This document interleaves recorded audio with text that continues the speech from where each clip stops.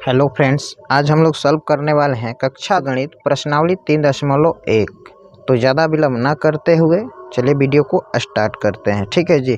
प्रश्न संख्या 1 है, सरल एवं बंद आकृति क्या होती है, उदाहरण देते हुए उनके प्रमुख गुणों को समझाइए। ठीक है ना। तो यहाँ पे सरल एवं बंद आकृति की बात पूछा है, तो वहाँ पे इसके गुण को लिखना है और समझाना है आखिर किसे कहते हैं। ठीक है। तो देखिए, सबसे पहले बंद आकृति होती है, किसे कहते हैं, जिन आकृतियों के किसी एक बिंदु से प्रस्थान कर आकृति के अनुरूप चलते हुए उस बिंदु पर पहुंचने के क्रम में किसी भी बिंदु से दो बार नहीं गुजरना पड़े। ठीक है, यानी कि किसी भी बिंदु से दो बार नहीं गुजरना पड़े, वह सरल बंद आकृति कहलाती है। ठीक है, वो क्या कहलाती है? सरल बंद आकृति कहलाती है। ठीक है जी। जैसे में हम लेंगे त्रिभुज ले लेते हैं।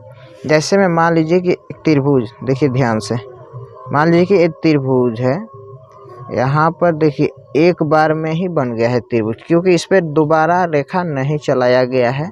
और एक उदाहरण के तौर पर लेते हैं, तो जैसे में एक वृत्त ले लीजिए। ठीक है, वृत्त, देखिए ये वृत्त क्या है, वृत्त को एक बार केवल यहाँ पे बनाया गया है, उस पर दोबारा ये रेखा नहीं चढ़ाया गया। ठीक है ना, इसी को हम बोलते हैं सरल एवं बंद आकृति। ठीक है।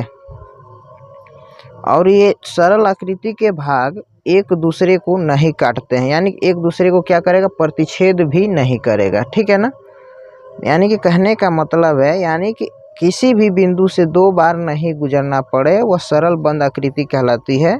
और सरल आकृति के भाग एक दूसरे को नहीं काटते हैं। जैसे में हमने बता दिया फिगर में आपको, एक त्रिभुज होता है और एक वृत्त होता है। तो ये देखिए एक दूसरे को नहीं काट रहे हैं और यहाँ पर एक दूसरे को प्रतिच्छेद भी नहीं कर रहे हैं। उम्मीद करते होंगे ये सरल एवं बंद आकृति आपको समझ में आया होगा। ठीक है, तो अब यहाँ पर देखिए सरल आकृति के बारे में समझेंगे हम लोग। सरल आकृति के बारे में देखिए, सरल आकृति किसे कहते हैं? सरल रेखा खंडों से बने बंद या खुली आकृति सरल आकृति होते हैं। ठीक है, और आकृति के भाग एक दूसरे को प्रतिच्छेद नहीं करते हों। ठीक है, यहाँ पे कहने का इसका मतलब है, सरल रेखा खंडों से बने बंद या खुली आकृति सरल आकृति होते हैं और आकृति के भाग एक दूसरे को प्रतिच्छेद नहीं करते हैं। जैसे में आप यहाँ पर देख लीजिए, यहाँ पे सरल आकृति के बारे में यहाँ पे एक फिगर बनाया है, पहला फिगर है। यहाँ पर क्या है, यानी कि एक दूसरे को कट नहीं कर रहा है, ये खुली आकृति है। बंद भी देखिए, इसमें सरल आकृति में बंद में भी आता है और खुला आकृति में भी आता है। देखिए इसमें ये बंद आकृति है, लेकिन एक दूसरे को कट नहीं कर रहा है। और ये 3 नंबर का देखेंगे हम फिगर, तो यहाँ पर ये खुली आकृति है, लेकिन ये भी एक दूसरे को कट नहीं कर रहा है, यानी कि प्रतिच्छेद नहीं कर रहा है। तो ऐसे सब आकृति को सरल आकृति कहते हैं। उम्मीद करते होंगे कि ये सरल आकृति और बंद आकृति आपको समझ में आया होगा। सेकेंड नंबर क्वेश्चन है, निम्नलिखित आकृतियों में से पहचान करें कि कौन सी सरल है, कौन सी बंद है पर सरल नहीं है, कौन सी खुली है, कौन सी उत्तल एवं कौन सी अवतल आकृति है। ठीक है, यहाँ पर दिया है क आकृति है, यहाँ पे ख आकृति है, यहाँ पे ग आकृति है और यहाँ पे घ आकृति है। ठीक है, तो क्वेश्चन बोल रहा है सबसे पहले सरल आकृति के अंतर्गत कौन कौन सी इसमें आती है। ठीक है, तो सरल आकृति के अंतर्गत आती है आपका, पहला हो गया क नंबर, यानी कि यहाँ पर लिखेंगे सरल आकृति के अंतर्गत कौन कौन सी आकृति है। तो यहाँ पे क हो गया जो सरल आकृति के अंतर्गत आती है। फिर ख जो हो गया, यानी कि ए वाला, ये क्या है, सरल आकृति के अंतर्गत आ रही है। और एक घ है, यानी कि ए वाला जो है घ, ये क्या है, एक सरल आकृति के अंतर्गत आ रही है। ठीक है जी। अब उसके बाद आ रहा है बंद आकृति। बंद आकृति के अंतर्गत कौन कौन से आकृति आ रहे हैं? तो बंद आकृति के देखिए यहाँ पे जो सभी ओर से बंद हो, तो देखिए ये पहला, यानी कि क नंबर बंद है। और उसके बाद कौन सा बंद है, एक यहाँ पर घ है, घ आकृति है, जो ये भी क्या है, एक बंद है। ठीक है, ये बंद आकृति के अंतर्गत आती है। ठीक है जी। अब तीसरा नंबर क्वेश्चन है, खुली आकृति कौन सी है? खुली आकृति, अब देखिए फिगर में खुली आकृति यहाँ पर एक खुली है, यानी कि ख नंबर ऑप्शन क्या है, खुली आकृति है तो यहाँ पर लिखेंगे ख। और देखिए इसमें खुली आकृति कौन सी है, ये ग। ग क्या है, खुला हुआ है भाग, यानी कि ग यहाँ लिख दिए। ठीक है, उसके बाद आता है उत्तल आकृति कौन सी है, उत्तल आकृति यानी कि उत्तल आकृति यहाँ पर केवल एक है, यानी कि क नंबर है। क्या है, क नंबर क्या है, एक उत्तल आकृति है। ठीक है, और लास्ट नंबर क्वेश्चन है 5वां, अवतल आकृति कौन सी है, अवतल आकृति। तो यहाँ पर देखिए अवतल आकृति आपका घ नंबर आकृति है, इसको हम अवतल आकृति बोलेंगे। ठीक है जी, यहाँ पे घ नंबर जो आकृति है वो अवतल आकृति है। उम्मीद करते होंगे ये भी आकृति आपको समझ में आई होगी। चलिए नेक्स्ट क्वेश्चन की तरफ चलते हैं। प्रश्न संख्या 3 है, नीचे दिए गए बहुभुज का नाम लिखिए तथा उसके सभी संभावित विकर्ण खींचिए। तो यहाँ पर देखिए 21 प्रकार का बहुभुज है। तो यहाँ पे सबसे पहले इसका हम नाम देंगे A B C D E F। ठीक है, इसमें कितनी भुजा बन रही है, 1 2 3 4 5 6, यानी कि 6 भुजा बन रही है। तो 21 प्रकार का बहुभुज है, तो ये षष्ठभुज है। क्या है, इसको हम लिख सकते हैं षष्ठभुज है। ठीक है जी, किस प्रकार का बहुभुज है, ये षष्ठ बहुभुज है। ठीक है ना, यानी कि 6 इसमें भुजा बन रहा है। तो यहाँ पर क्या करना है, विकर्ण को मिलाना। इसमें कितना विकर्ण बनेगा, तो यहाँ पर देखिए सबसे पहले विकर्ण हम बनाते हैं, ध्यान से देखिएगा। एक पहला विकर्ण हो गया, और एक यहाँ से ये दूसरा विकर्ण हो गया, और एक यहाँ से ये तीसरा विकर्ण हो गया। अब नाम लिखते चलते नहीं तो भूल जाइएगा। ठीक है, तो यहाँ पर लिखेंगे विकर्ण, सबसे पहला क्या है, BF। BF क्या है, विकर्ण है।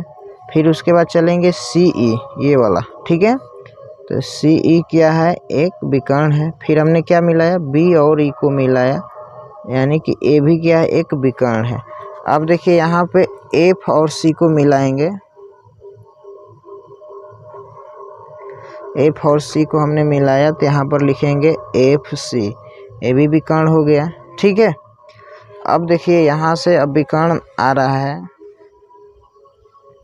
A और C। A से बिंदु, मिस्टेक हो गया थोड़ी सी, C को मिलाया तो यहाँ से A और C क्या निकल कर आ गया, एक विकर्ण है। ठीक है जी, अब उसके बाद देखिए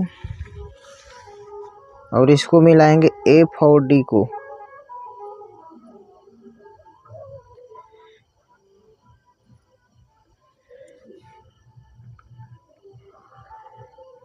F और D को हमने मिला दिया, ये भी एक विकर्ण है। कितना विकर्ण हो गया, 1 2 3 4 5 6। ठीक है, अभी और विकर्ण इसमें बनेंगे, देखिए ध्यान से। एक ये बड़ा वाला विकर्ण हो गया आपका AD, कौन सा, AD, AD। ठीक है, AD एक विकर्ण है। A और E को मिलाएंगे, देखिए A और E को मिलाएंगे, ये भी क्या है, एक विकर्ण है, यानी कि एक सिरे से दूसरे सिरे को मिलाना। ठीक है, यानी कि AE क्या है, ये भी एक विकर्ण है। ठीक है, एक विकर्ण है BD। ठीक है जी, यहाँ B से D तक मिलाएंगे, ध्यान से देखिएगा, यहाँ पे समय लग रहा है नहीं तो भूल जाइएगा। ठीक है, ये BD, तो यहाँ पर हम लिखेंगे BD।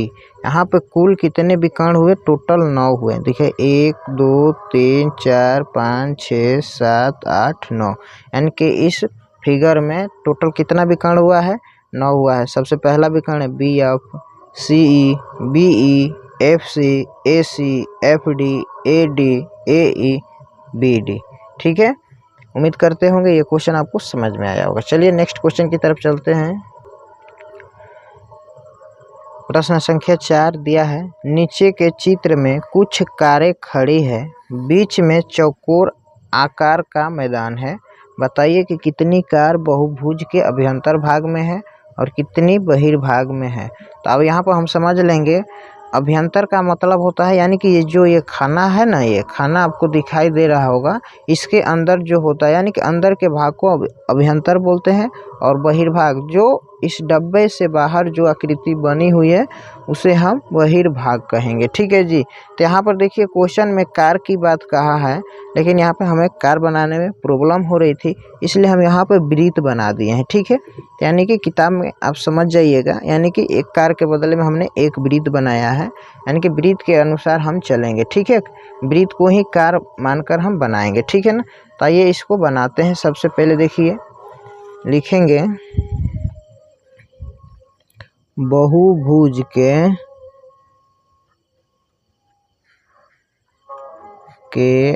अभ्यंतर भाग में कारों की संख्या। देखिए अभ्यंतर मतलब अंदर, 1 2 3 4 5, कितना है 5, यानी कि अभ्यंतर में कितनी कार है 5 है। ठीक है, अब लिखेंगे बहुभुज के बहिर्भाग में कारों की संख्या।